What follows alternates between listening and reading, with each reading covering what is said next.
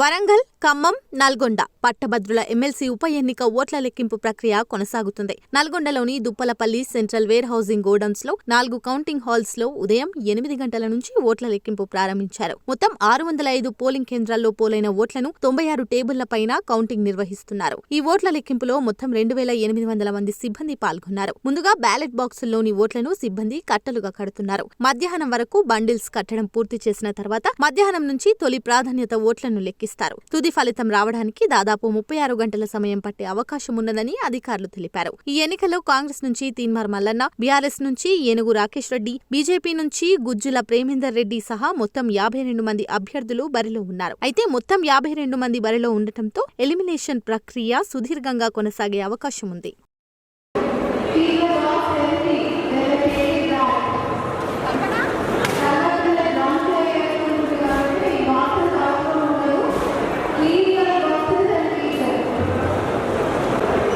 No officers,